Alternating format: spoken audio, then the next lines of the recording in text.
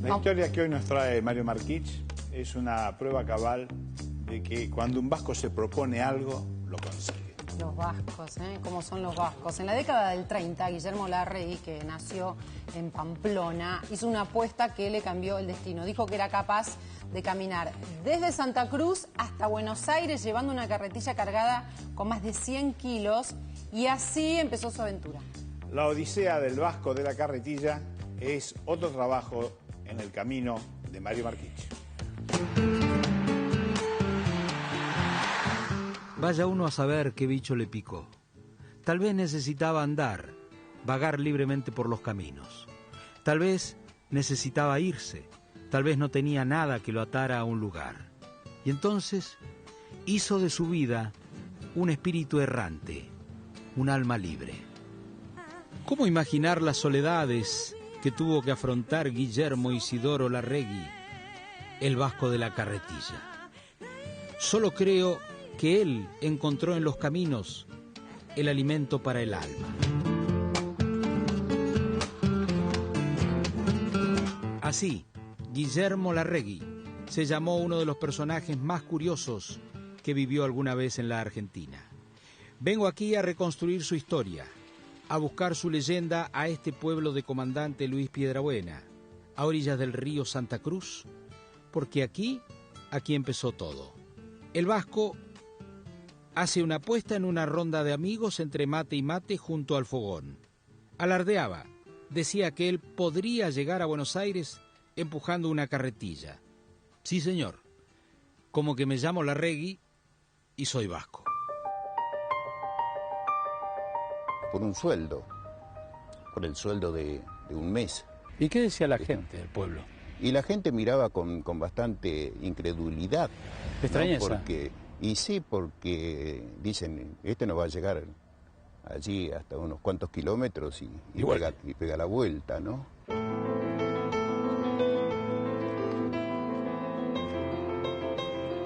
Larregui era vasco, había nacido en Navarra, en el barrio La Rochapea, en 1885. No se conservan pistas de su vida en su Pamplona natal. No mucho más se sabe del pasado de aquel hombre, salvo que de chico consumía novelas de aventura, y cuando recién había entrado en la adolescencia, lo vemos aparecer en Buenos Aires. Pero son todos relatos orales que alguna vez salieron de su boca. Dijo que trabajó desde los 15 años como marino y carpintero y que años después emigró a la Patagonia, a la actual provincia de Santa Cruz, trabajando en la todavía balbuceante industria del petróleo. El hombre era menudo, tieso, de poco hablar, serio, de cejas pobladas, de mejillas y pómulos hundidos.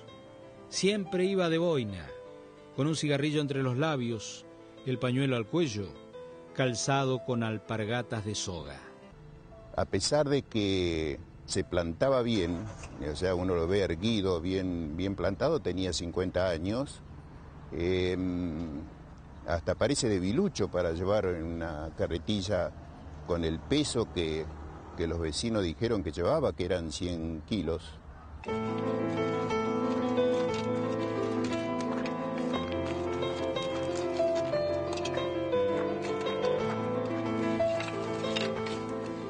Ese caserío, que por entonces era una dispersión de casas de madera y chapa junto al río, sería el punto de partida. Larregui hizo preparar su carretilla, dicen que un amigo le cambió la caja de hierro por otra de madera y la cargó con las cosas que necesitaría para el raid. En total, arrastraría una carga de 130 a 140 kilos. Un día, el 25 de marzo de 1935, decidió emprender el viaje. Vinieron los chicos de la escuela a despedir al vasco, los amigos, entre ellos el que había hecho la apuesta, y la carretilla llevaba colocado en un costado de la caja de madera un papel manuscrito con letras grandes sobresalientes que decía Raid Comandante Luis Piedrabuena, Buenos Aires. O sea que no era broma eso, ¿eh? No, pienso que como es que él se tomó muy a pecho lo que iba a emprender. El desafío era peligroso, con decir que debería cruzar ríos en tiempos en que no había puentes. Había que treparse a la balsa y rezar para que no se la llevara la corriente del río. Cuando él parte de Comandante Luis Piedrabuena, tiene que salir del valle trepando por este camino. Y en la mitad del ascenso, acampa esa tarde.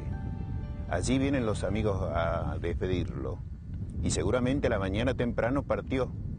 Esta fue la última vista de Larregui a su pueblito. Porque nunca más volvió. Nunca más volvió. Sobre la carretilla, sobre las tapas de la carretilla, llevaba una carpa de lona. Esa carpa de lona la tenía que armar en cada lugar que se detenía, que generalmente esas carpas no tenían piso. Y claro, y él se preparaba la comida. Y él se preparaba la comida en el viaje, tenía que hacer el fuego, y allí dentro tenía una cama. Una cama, en la fotografía se alcanza a distinguir de esos catres, digamos, con una parte de madera, plegables. También llevaba eso. Qué loco. Sí, realmente, digamos, bueno, lo que pudo llevar en la carretilla, lo llevó. La aventura duraría 14 largos meses. Cuando salí de Santa Cruz, la gente decía, ahí va Larregui con su carretilla. ¿Está loco? Lo mismo decían mis compañeros. Pero yo les contestaba, no importa, iré yo solo al manicomio. Larregui tenía 50 años, no era un hombre joven, pero parecía impulsado por un objetivo claro, acaso por una obsesión. Y llegando a Trelew tuvo un problema, casi se le congela un pie, tan es así que después, cuando él ya estaba viviendo en Puerto Iguazú, tenía dificultades para caminar, después de haber hecho los 4 recorridos que hizo por el país.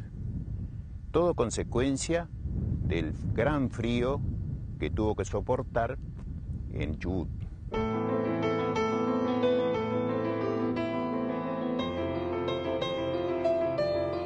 Iguazú, el soberbio espectáculo de las cataratas. ¿Pueden imaginar a Larregui viviendo aquí, en la selva más espesa, a un paso del Salto Dos Hermanas?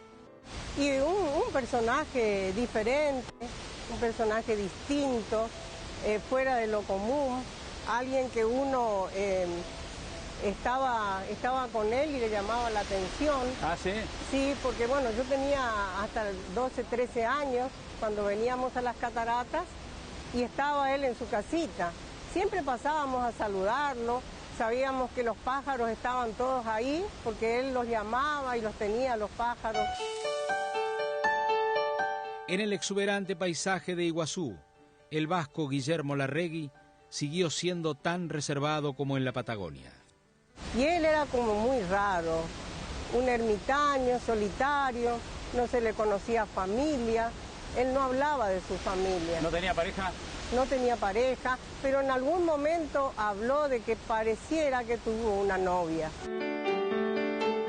Parques Nacionales le dio permiso para levantar una pequeña casa a unos 100 metros del Salto Dos Hermanas. Daniel Crosta, intendente del Parque Nacional Iguazú, me guía hasta donde estaba la casa del Vasco de la Carretilla. Y bueno, todo esto era el lugar, digamos, donde estaba el Vasco, donde vivía el Vasco de la Carretilla. Y Mirá, y hay latas ahí abajo. sí, todavía podemos ver algunas latas. Mirá, fíjate, estas todavía están clavadas. Mirá, fíjate que están... Sí. Esta, por ejemplo, mirá. ¿Pero qué son de él? Esto era todo de él. Fíjate, acá hay más. Se ve que esto marcaba un caminito, marcaría algún cantero de donde él tenía sus plantas, donde tenía su jardín. Fíjate cómo las hacía. cómo la iba haciendo a las columnitas, si vos ves, ¿eh? Larregui hizo 4 viajes con su carretilla. El primero, desde la provincia de Santa Cruz hasta Buenos Aires. El segundo, desde Coronel Pringles hasta La Quiaca. El tercero, desde Villa María, Córdoba, cruzando la cordillera hasta Santiago de Chile. Y el último, desde Trenquelauquen hasta Puerto Iguazú, donde levantó una casa multicolor en medio de la selva. Lo llamaron el Quijote de una sola rueda. Fue el gran protagonista de otra época en el país en la que los hombres soñaban heroicamente. Un viejo guardaparque retirado, José Gorges, fue su amigo durante los 15 años que vivió sedentariamente en Cataratas. Este es parte del álbum de la recorrida del Vasco de la Carretilla. ¿Y esto es suyo? Esto me lo dejó él antes, unos 9 años más o menos antes de fallecer, trajo un sobre y me lo dejó. El periodismo amplificó con su foto y los grandes titulares la quijotada de haber emprendido un viaje extenuante. Llega el Vasco de la Carretilla o se va el Vasco de la Carretilla. Así los titulares. Y el apodo le quedó para siempre. Entró en Buenos Aires el 24 de mayo de 1936, después de andar 14 meses. Después de recorrer 3.423 kilómetros. Después de dar 6 millones de pasos y de gastar 31 pares de alpargatas. Miles de porteños salieron a recibirlo y le llenaron la carretilla con flores. Los diarios le dedicaron los títulos de la tapa. Tenía familia, mujer. Un tiempo dice que tuvo una novia, pero no ha llegado a concretarse el matrimonio. Y la ¿Pero madre, la novia dónde? ¿En España? No, yo creo que acá para el sur parece que era En el sur. la novia, sí. Después quiso traer a la madre, que estaba en España, y la madre no quiso venir.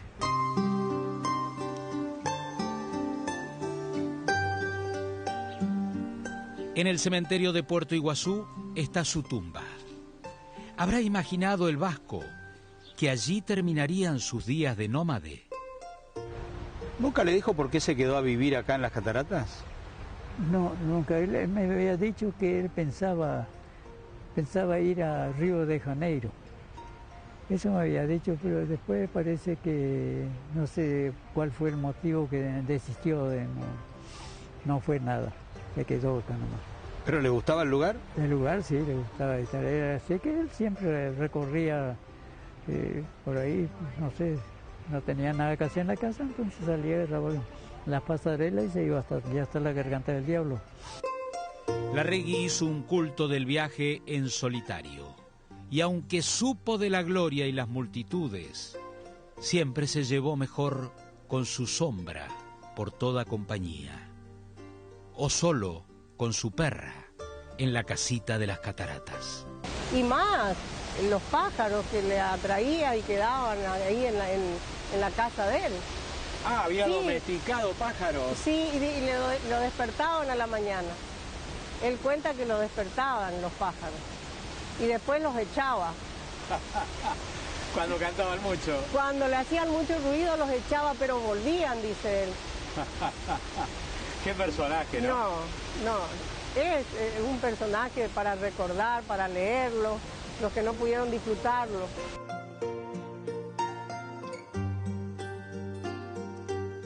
Fueron 14 años de andar y andar en la Argentina, hasta totalizar en 4 viajes 22.000 kilómetros. Demostró de todo lo que es capaz el ser humano con su tosudez. Y él mismo lo dejó escrito. Vivir el ritmo oculto de los campos abiertos, llenos de sol. La emoción de la tierra argentina, llena de generosidades. He ahí mi objetivo. Nadie me podrá quitar la dicha de ser dueño de mi propio destino.